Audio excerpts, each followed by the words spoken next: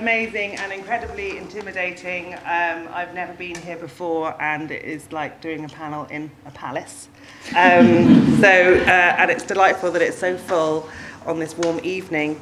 This is a sort of part of a project that Madhu and I have created, which is trying to make sure that the future we want with AI includes as many voices and opinions as possible, because we feel at the FT, as Madhu has covered, that the tech companies are so far very much in control of the narrative. So this panel is also a sort of town hall, a discussion in a palace. And so I will be leaving some more time than normal for questions, because we'd really, really love to hear your views and for you to ask our amazing experts. So Madhu Murgia is my friend and my colleague at the FT, and is the AI editor and has a science background at Oxford, as well as having covered tech and AI for at least 10 years.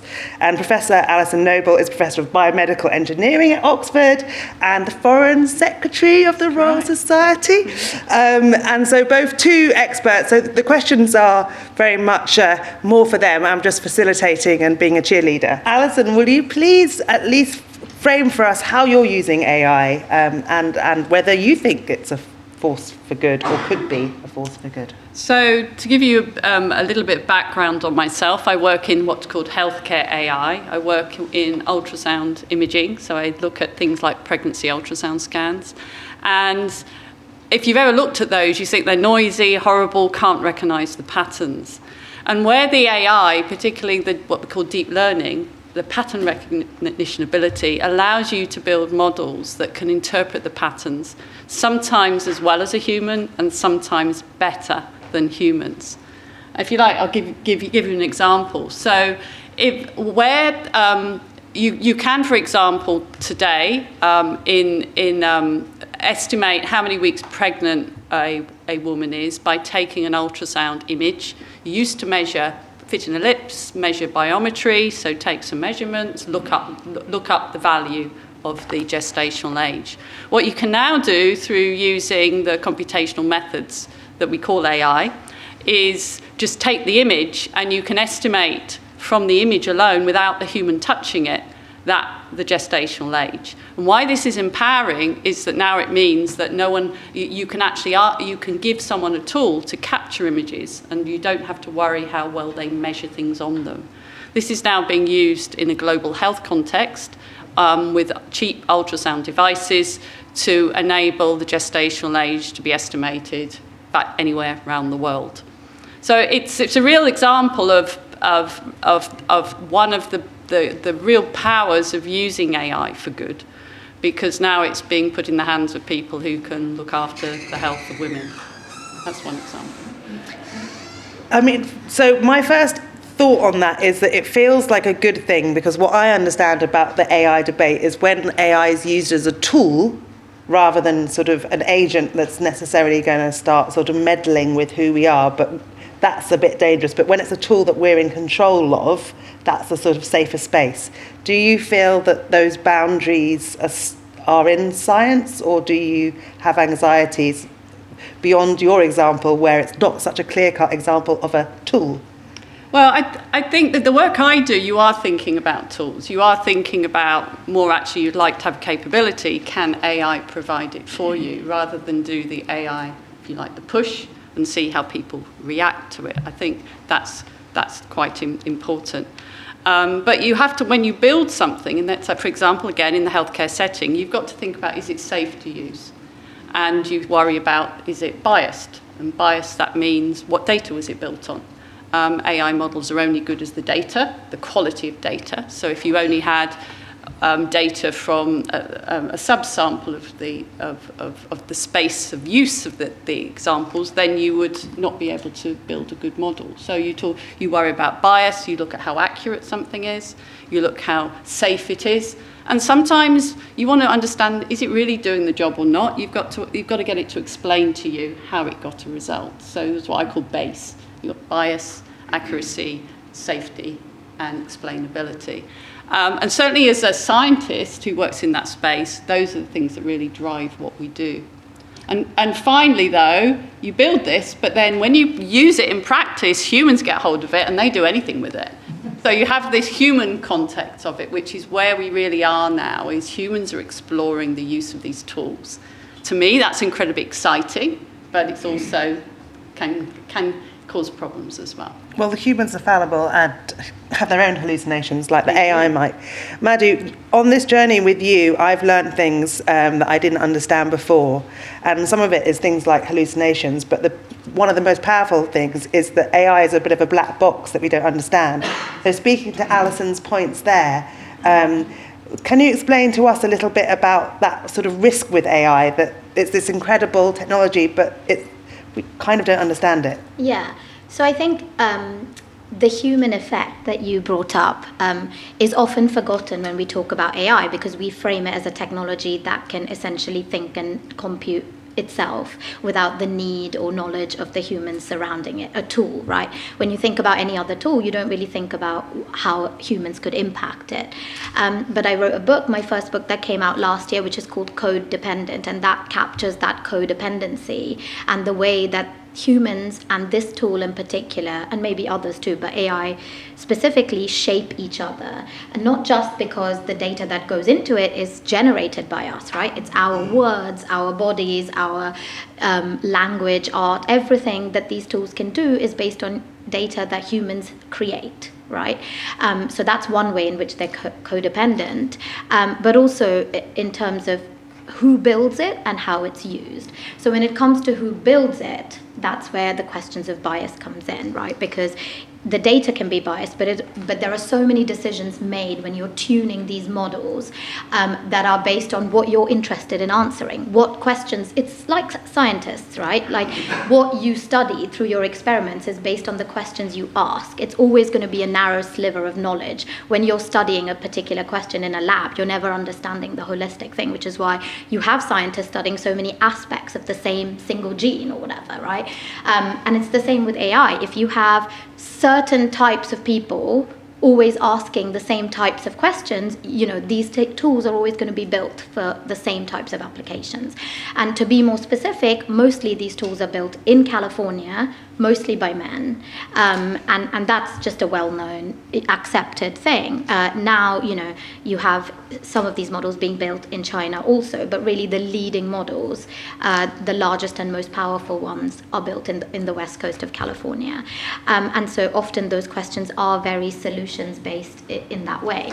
A great example recently in your space, in ultrasound, is some people may have heard of Midjourney. It's an AI company that's well known for generating images. So literally you put in a description of, I don't know, redesign my garden, I wanted to have a pergola in the back, whatever, and it comes up with a picture. Now this company has announced that they're going to move to medical imaging. Bear in mind, they have no medical expertise or scientific knowledge. They are engineers, startup entrepreneurs, and they're going to build something they called ultrasonic imaging, where you and the video is amazing because obviously they're good at making videos because that's what they do. They lower a human being, I would encourage you all to go and watch this, into a pool of water, and they claim that this technology is as good as CT scans and MRIs, which are notoriously hard to do. You have to go into this, if you've been in one of those machines, and while you're submerged in water, it shoots sound particles at you. You'll have a better explanation of it. And it creates a full 3D image that can scan the whole of you for very cheap, and therefore can hugely increase how we're able to diagnose things. But there was a huge controversy around this on Twitter, because you had scientists and doctors and radiologists and experts who were like, but A, this technology doesn't exist. B, even if it worked, you'd have thousands of people using this cheap tool that were told they had abnormalities in their body, but then had no way to figure out if it was real, or if it was going to kill them, or if it was just something normal. And so what happens next? And that's the human bit, which is we could find out all these things about ourselves or one another, but then what happens next? How do we solve the problem? How do we have an infrastructure to actually support all of this intelligence that's coming out?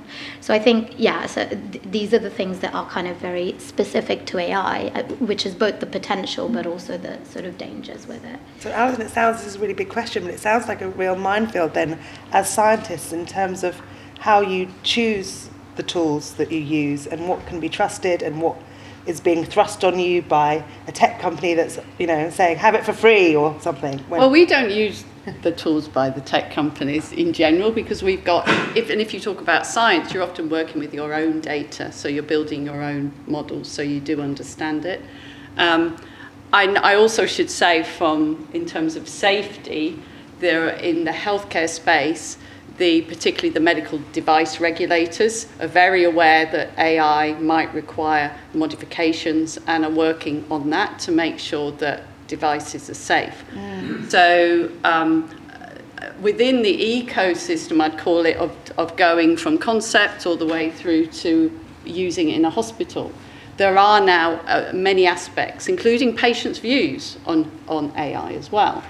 Patients often do want AI used because if it gets you a quicker decision and it's been proven that the result is as accurate as human, why would you not take the AI is the argument. So I think if you go into healthcare, I would say the regulation is actually better than in a lot of other areas of application of AI. If you go to science, though, the basics of science, the curiosity-driven science, that's where AI can also be incredibly exciting, because if you've managed to build up experimental data, and it takes ages for a human to be able to manually look at things, manually fit models, you can now do that incredibly fast. And that's because the methods are doing the pattern, this prediction, this pattern ability to recognize patterns so much quicker and better than humans. So there are areas of science like material science, which now predicting material and what their properties might be, you can do that prediction, and then you can get the robots to be able to design experiments and run experimental labs in 24/7. And that acceleration in certain areas of science is quite incredible. Do you have a particular dream that AI could achieve? Is there some sort of vision of the future that you have that we should be aiming for, that we should hold in our minds? Well, I think the use of AI in discovery, in scientific discovery, there are going to be some amazing discoveries. But it isn't about just trying AI out on all the data we've got now. It's about really thinking of maybe problems that if we could solve them scientifically, they would then have a positive impact on the world in the future. And even things like, we struggle at the moment, we use batteries.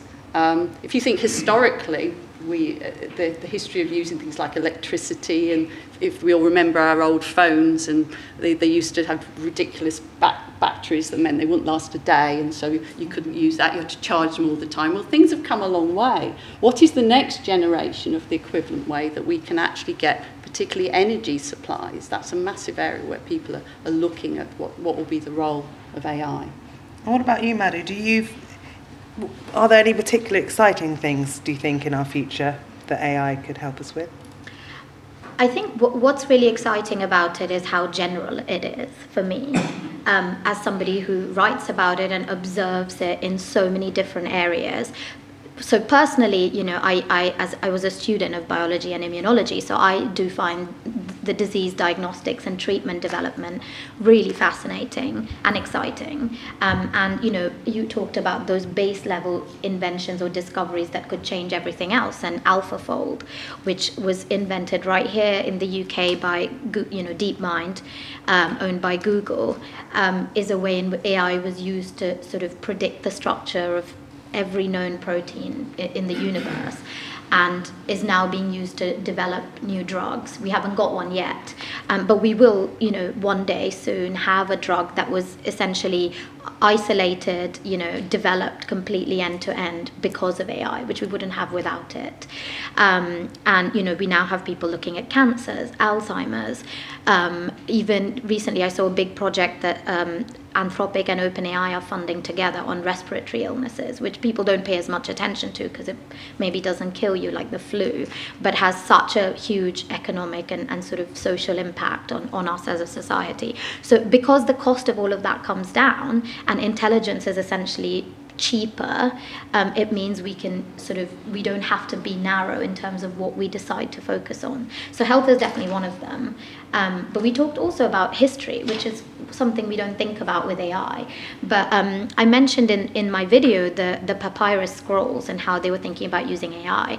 And by coincidence, just 2 days ago, they managed to, from scratch for the first time, end to end, read one of the Herculaneum papyrus scrolls. So this is the scrolls which were kind of buried when we predicted Vesuvius. The future. Well, they were working on it, right? But yeah, when Vesuvius erupted, they were kind of buried, and they're so fragile that if you open them, they would disintegrate. So there's all of this like historical knowledge in them, but if you touch them, they disappear. It's this amazing irony. But they've managed to, without opening it, use scanning tools and machine learning to read the scroll end to end.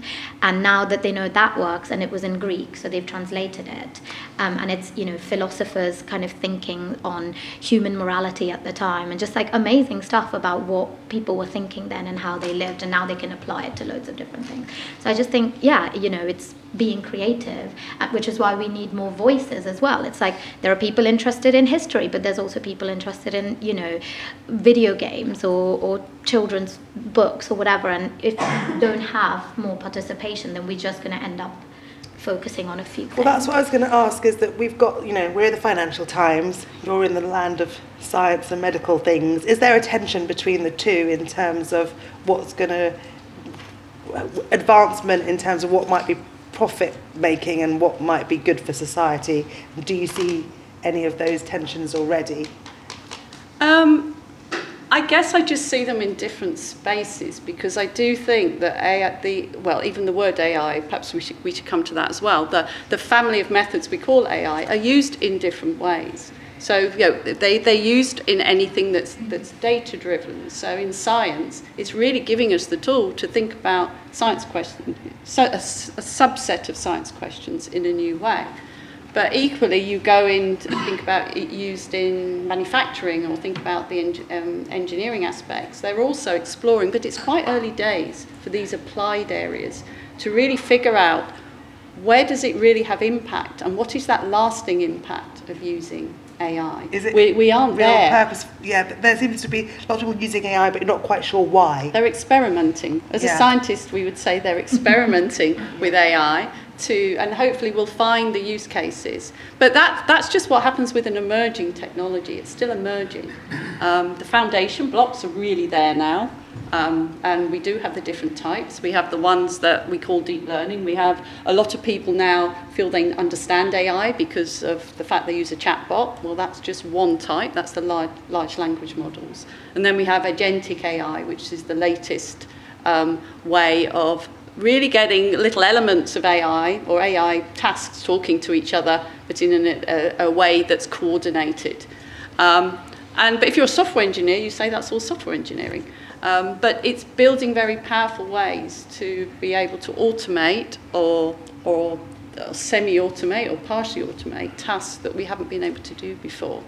So I think there are positives and negatives everywhere, and these different areas, either be it you work in an industrial sector, be it you're working in a school, education is one where there's having to do a massive rethink of how we educate and use AI again positively, and make sure we understand how we can use people to use their brains rather than figure out how to take the shortcuts. Humans love to make shortcuts. Yeah.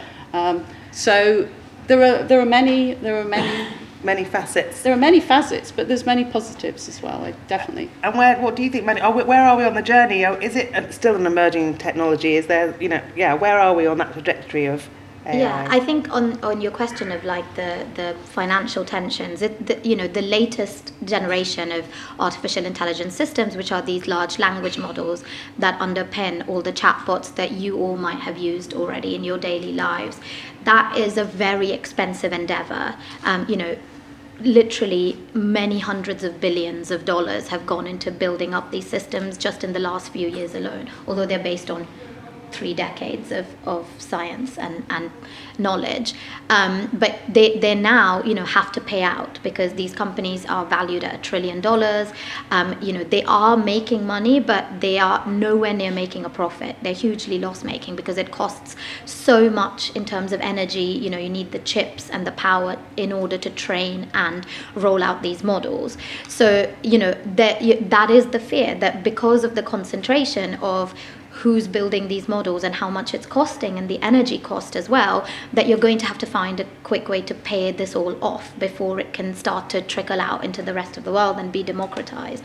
But if those questions exist, but I think I agree that given the power of the technology and what it can do for really social progress and scientific progress, that we will find a way to get it to the places that it's needed. But we do need, I think, governments to come in there, because currently it is very much a private company endeavor, and we need universities, scientists, and governments to kind of build these models and use them and deploy them for the public good. And we're starting to see a recognition of that now here in the UK. They're now building a UK-owned large language model that will be deployed for things like, education and other sort of public endeavors. And I think that's crucial. Otherwise, the gap is just going to widen and the inequalities along with it. Maybe, I don't know how much time we have. 20 minutes. Okay, well, I'll ask one more question, which is, again, on the subject being in a sort of esteemed land of science. Science, is that not fact? And AI, is that not facty fiction? So, when you, in particular, the intersection between science and AI surely is an interesting place. Well, science is about doing experimentation and understanding the world as you can today. And as science evolves, your views on that can also change. So you can determine absolutes, but it's about experimental methods. So if you view it that way, and I guess for the audience, if you're cooking and you've got a recipe and you start with a recipe and you improve it and then you might adapt it, some of it's not dissimilar to that. So using AI can be like that. It's a tool, you can use it in different ways, it's interactive. And so you are actually in control, if you can understand it, to the way that you will use it in terms of how it will be used to solve a given task. So from that point of view, it is just a tool. But I think Maddie's probably got a word of warning about that as well. I just think that we often focus on the technical issues with the technology, but I agree, it's a scientific technology like any other. It will evolve, it will change. But the real challenge, I think, is how each of us learns to live with it, really, and use it. Because it's different to other tools. It's interactive in the sense it influences us just as much as we influence it. It can persuade us. It can lead us down a rabbit hole that we otherwise wouldn't look at. And so I think the main sort of educational piece for us over the next decade, the word of warning, if you want, is how to know what we know and sort of figure out how to work with this tool and make sure it doesn't lead us astray, if that makes sense. So, a lot of it is based on amassing our own knowledge and understanding of the facts first, which is how I think about it for my kids, and then using it to build on top of that. That's really hard, but I see the point, but very difficult to achieve. Yeah. I'd love to throw it to the room now because everybody looks so intelligent. Maybe I should take 2 questions at a time so that I'm assuming everybody's got loads of questions so that we can rattle through them. Please put your hand up. All questions welcome. Yes.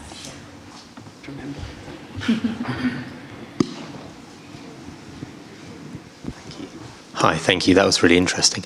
You touched slightly on education, and I just had a question around what we feel the dangers are to children growing up today and born today in 5, 10, 15 years' time in the way that they interact with the world and the environment, and the dangers and possible benefits of that. ultimately? Does it reduce our skills? Might it improve them? Might it change the way we learn in lots of different ways? Thank you. Question. I think Madhu is probably quite well placed to ask this, both of you. Yeah. And then I'll take another question now, and then we can answer them together to be very efficient. Hi, thanks. Yeah, really great talk. Just wondering, obviously all of the information that AI spits back to us is stuff that we've already put in. So in the future, if we are looking to find new discoveries and things like that, obviously it's just going to repeat the same things that we've already put in. So how would it actually help make those discoveries, if that makes sense? Thank you. Great questions. I can start on the education piece and then you can do. Yeah, I would say that it's going to profoundly change how we all learn. And I think if anybody has started using it relatively regularly at work, they will have already observed that in themselves. As you said earlier, Alison, we love shortcuts. That's how our brain works. It's why it's such an efficient machine. It's so much smaller than these models, right? But it's so much more power efficient. And it's because we find shortcuts. And it's very hard to try and use a long way around when you know that this exists. And so I think what we've seen from the data is younger people coming into the workforce struggle much more to achieve with it because they don't know when it's gone wrong. They don't know how to sense check because they haven't had the experience or the training that more experienced people within a sector might have, where you might look at something and say, that doesn't seem right or that doesn't make sense because my experience and intuition tells me that. And I think with children, the big question is like, if you don't even need to write anymore, which many university students are, you can talk more about that, but like they just don't need to, if you ever wrote an essay and spent hours breaking your head over it in an evening, you could do that in seconds now. So really the question is, how do we then test our knowledge and make sure that we are developing cognitive skills and critical thinking if we don't need to write anything? And so I think it sounds terrifying to me. I have 3 children who are going to come up through the school system now, but I think it's just a matter, we need to basically reconfigure the whole way in which we learn, given the fact that writing something is no longer the limiting factor. So I think it could be exciting to learn alongside it, but things need to change. I think I'm not a specialist on the education or AI in education, but I view that AI is, again, it's just another tool that we can use to help educate. And if you think about things like we used to use slide rules in mathematics, and then the calculator came along and everybody said, oh no, we'll never be able to do mental arithmetic. And what you find is you end up with a suite of ways to educate. And some are actually better for certain people than others. Those who find it difficult to write an essay now can write one if they've got to take their thoughts and put it down. You can write in different languages. So the education systems needs to respond to understand how it now has an extra type of technology, but an extra way to educate, and make sure we be careful we don't lose too much. But our brains are evolving all the time as well. So it's finding that balance between the two. Myself as well, I used to depend on going to a library and journals to be able to look up information. The students now just couldn't find an amazing amount. They find too much information. So they're lucky. That used to be my frustration. So I think it really is about rethinking what we mean by education in the era of AI, all the way from little kids to adults and all generations as well. Do you want me to go to the other? So the other question was about, aren't we only if we're using AI to search existing data, we're not going to discover anything. And the answer to that is humans are very slow at discovering things. And if you use AI, you can discover things faster. So certain areas of science now are really moving fast at answering the questions that would have probably taken decades to answer. They're now doing that. Of course, there will be an end to this and there'll be no more questions to ask.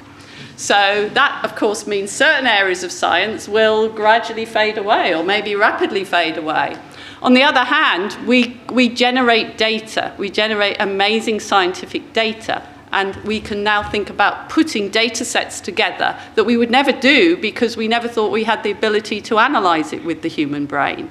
So that means you can look at new science questions, either by bringing data sets together from different domains or generating entirely new data sets. So I don't think we need to worry about science going away. Let's take 2 more questions then quickly. Oh, there's one here and I don't guess I... Thank you. I very much enjoyed that. Just a quick question. Someone was asked in the Royal Society, presumably it would be possible to take the writings of Hooke and Boyle and Newton and Halley, etc., and put them together and recreate the wisdom and the thinking patterns of the Royal Society to analyse current problems like the environment or even educational policy, etc. So that, there are some very exciting things that existing institutions can be reborn. And I think that, what other opportunities do you see for things like that? Also sounds really fun to bring them Yeah, back it does. It's a great idea. It's all recorded. We'll have to look at it. But I think that the deeper thing about what you're saying is that if you look at the history of science, although we take what we do as like worrying about it's new and it's never been like this before, the history of science, they always go back, actually, we were thinking about that 300 years ago, but in a slightly different context. So that's a very, very good point. We'll take that back to the history of science people. Yeah, bring them back to life. That's a fascinating talk, thank you. You mentioned how AI is being used in science, and I was curious as to how you see the structure and the tools ubiquitous in scientific academia, things like the scientific paper and peer review and statistical tools. How do you see them changing in response to AI, particularly with things like the black box issue that was talked about? And plagiarism? Do you see a need for these tools and how we conduct science to change? That's a really good question. Thank you for that. It's actually something the Royal Society is sort of in active conversations about, because all the points that you made about peer review is hard, because how do you distinguish whether someone has written the work themselves or not? How do you assess the outputs of an AI-generated model when you can't go in and check every equation, which is would be how you do it in mathematics? How scientific disciplines are responding this is to come up with new ways of assessment, guidelines on submissions, and evolve their processes of peer review. But it's a very, very active area at the moment. And as we know, the AI has come through really quickly, so it's also catch up to sort of find the new ways that we can do review of scientific papers and methodologies and trust in the science. That's really, really important. But there are a lot of people thinking about that at the moment. I would just say the trust question can be, generalized out of science to basically every single sector that AI is transforming. Because in every sector where you need to trust the data or the fact or the basis of knowledge coming out of it, whether it's financial data in the markets, whether it's in medicine, is that do I actually have cancer? Am I, etc. It's crucial. But because of the black box issue, it's really hard, The whole process now is building verification and auditing into AI systems, and that's what every regulated and area of society is trying to figure out as we speak. Do we have time for 2 more questions? Or okay, I'll leave it up to you to with the mics go up. 6 hands go up. Yeah. Thank you very much for the talk. I found the ultrasonic scanner concept particularly intriguing, but aside, one of the most pressing risks, as far as, maybe not the most pressing risk, in fact it might be a long way off in the future, we simply don't know, but one of the things that immediately leaps out to me as a risk is the often bandied around artificial general intelligence concept, the concept of an AI that can do everything a person can do, and then further extension from that, an AI that can do everything a human can do, but better. The fact that we are currently living in a world where the vast majority of our AI and machine learning technologies are being developed, they're in the hands of fairly unaccountable technocrat elites. You could say it might be a bit of a charged term. People in charge of these tech companies, they almost have a monopoly on the technology. I really want to know what we're going to do to try and address that, because the way I see it, that's a very dangerous thing to leave in the hands of any one given person. In the hands of everyone, it could be good, it could be bad. The other problem is an artificial... Sorry, no, I'm rambling. Yes, I mean, a big, scary, possibly scary future where AI could be more intelligent than humans, and especially so if it's in the hands of a few people.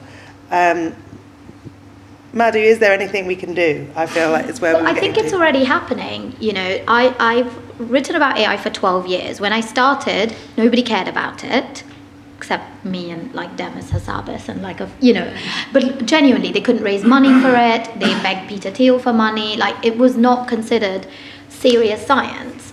And in that short period of 12 years, look where we are now. Like, you can't go anywhere without the thing coming up.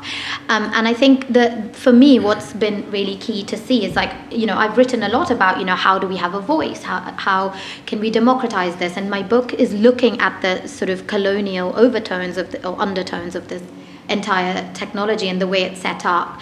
But I see increasingly that because people are voicing these concerns, the tech companies have been forced to take notice of it.